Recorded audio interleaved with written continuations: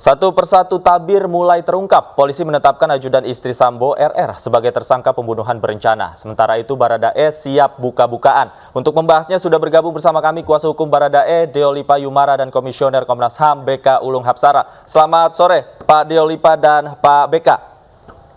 Selamat sore Mas, salam sehat.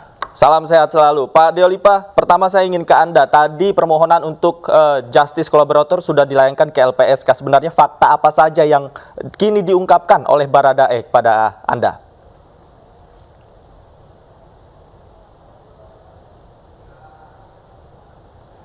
Baik, Pak Deolipa, nampaknya masih di mute. Audionya boleh dibuka dulu.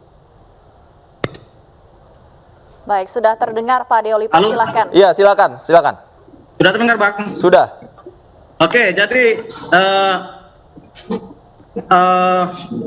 semua yang terjadi, yang dialami oleh Baradae di dalam peristiwa-peristiwa pidana kemarin itu, dia sudah ceritakan semua kepada kami selaku kuasa hukum, dan kami sudah mengetahui secara baik dan lengkap berdasarkan apa yang dialami oleh Baradae. Sehingga dalam konteks tersebut kami kemudian beranggapan bahwa ini penting untuk masuk Baradae sebagai saksi kunci. Oleh karenanya penting juga dia diajukan ke LPSK supaya mendapatkan perlindungan hukum dan dia bisa memberikan keterangan-keterangan lebih lengkap dan juga dia bisa masuk sebagai justice kolaborator. Baik Pak Deolipa, artinya bisa dikatakan Baradae siap untuk mengungkap fakta-fakta agar supaya dirinya memenuhi syarat untuk menjadi justice kolaborator? Ya, siap. Dia siap sekali. Baik, saya ingin ke Pak BK terlebih dahulu, Komisioner Komnas HAM. Pak BK, sebelumnya dua tersangka yang sudah ditetapkan kan sudah pernah diperiksa juga oleh Komnas HAM. Apa sebenarnya kesaksian kedua tersangka yang sempat diperiksa oleh Komnas HAM sehingga keduanya ini dijerat dengan pasal yang berbeda? Ya, tentu saja kami tidak bisa mengungkapkan kesaksian dari dua orang itu, yaitu RR dan RE yang sudah dijadikan tersangka pada saat pemeriksaan di Komnas HAM. Kenapa kemudian kami belum bisa? Karena ini pemantauan dan penyelidikannya Komnas ini masih terus berjalan. Dengan memperhatikan semua perkembangan yang ada, termasuk juga proses hukum yang sedang berjalan di kepolisian.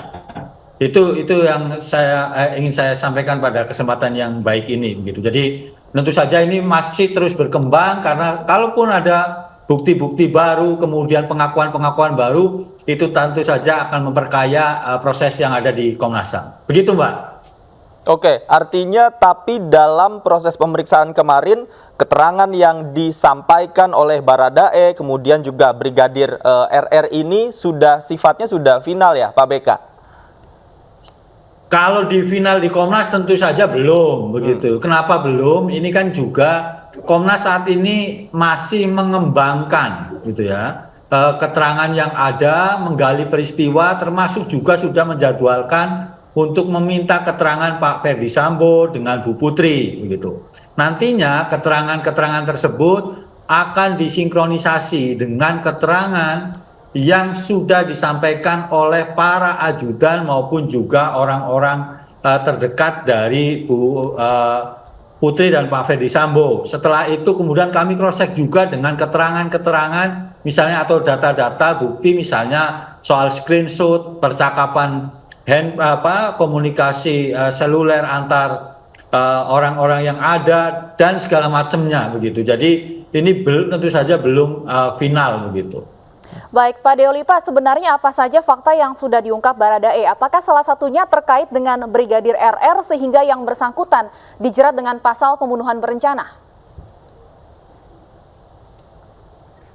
Ya, kalau Brigadir RR terjerat, berarti kan ada kesaksian dari pihak saksi yang lain kan? Tentunya begitu.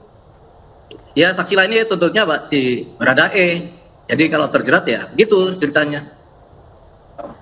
Baik, artinya benar bahwa kesaksian dari Baradae ini adalah salah satu barang bukti yang menjerat kemudian Brigadir RR sebagai tersangka.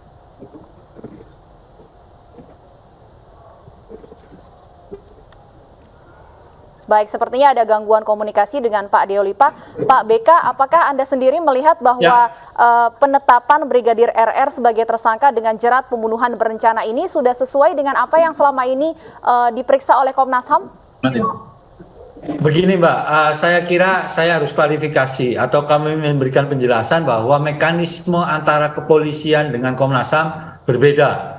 Ketika kemudian polisi sudah menetapkan Brigadir RR dan Baradae sebagai tersangka, tentu saja karena menurut penilaian polisi sudah cukup begitu untuk status tersebut. Sementara Komnas dengan mekanisme dan prinsip hak asasi manusianya masih terus berjalan menggali keterangan, kemudian mencari bukti-bukti yang nantinya ketika kami sudah final, kami sudah menyimpulkan temuan, rekomendasi, dan kesimpulannya akan kami sampaikan kepada Presiden, kepada Menko Polhukam, kepada Kapolri sebagai bahan kontrol, sebagai kemudian kalau nantinya ada proses hukum bisa dijadikan bahan-bahan juga dalam proses hukum lanjutan, sehingga nantinya peristiwa-peristiwa yang ada itu menjadi lebih terang, lebih kuat dalam soal proses hukumnya. Kira-kira itu, Mbak. Oke. Saya ingin kembali ke Pak Deolipa. Pak Deolipa, Anda sudah bisa dengar suara kami sekarang? Sudah, Bang. Oke. Pak Deolipa, saya ingin konfirmasi kembali. Anda sempat menyatakan bahwa sebenarnya ada perintah dari atasan langsung untuk melakukan hal itu. Apakah itu benar? Termasuk dalam fakta yang diungkapkan Baradae? Ya, itu fakta yang diungkapkan oleh Baradae sebagai apa yang dialami dia. Apa yang diungkapkan? Ya, tentunya dia melakukan tindakan pidana tentunya atas perintah dari atasan. Baik, dan Pak Deolipa, salah satu kita tahu syarat menjadi justice kolaborator memang yang bersangkutan harus bukan merupakan pelaku utama. Apakah artinya memang Baradae dalam hal ini memiliki keterangan atau kunci siapa sebenarnya pelaku utama dalam kasus ini? Betul sekali. Dan Pak Deolipa, kami juga mendapat informasi bahwa klien Anda, Baradae, sempat menuliskan surat untuk keluarga Brigadir J. Boleh kami tahu kisi-kisi isi dari surat ini?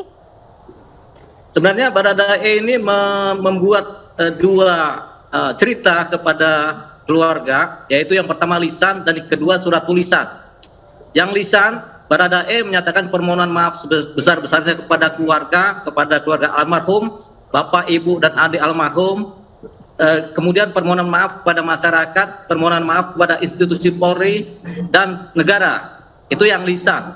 Yang tertulis, Baradae menuliskan tulisan pernyataan bela sungkawa kepada keluarga besar dari almarhum Joshua. Itu intinya.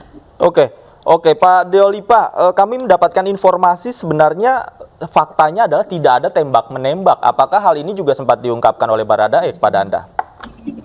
Semua sudah diceritakan, hanya saja karena ini adalah ranah penyidikan kepolisian, saya tidak akan bicara tentang ini. Oke.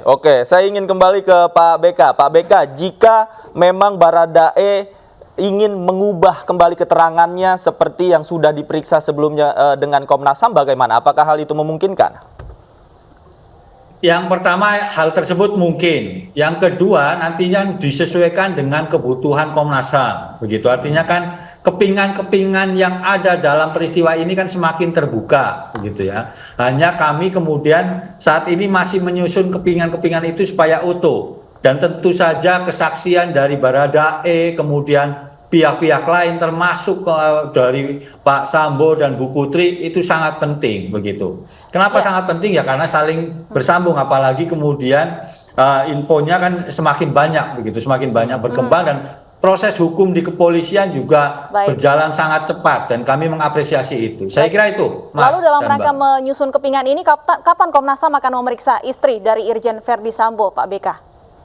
Ya, kami hari ini melakukan konferensi pers. Kami kemudian bekerja sama dengan teman-teman Komnas Perempuan untuk bisa mengungkap fakta peristiwa yang terkait dengan Bu Putri. Hanya kapannya kami masih menunggu apa kondisi Bu Putri ini memungkinkan, karena kan juga masih infonya masih trauma, sehingga kami sampai yang bersangkutan kuat terlebih dahulu baru kami akan mintai keterangan. Baik, kita akan terus tunggu kelanjutan dari kasus ini. Terima kasih Pak BK dan Pak Deolipa sudah meluangkan waktu bersama iNews sore hari ini.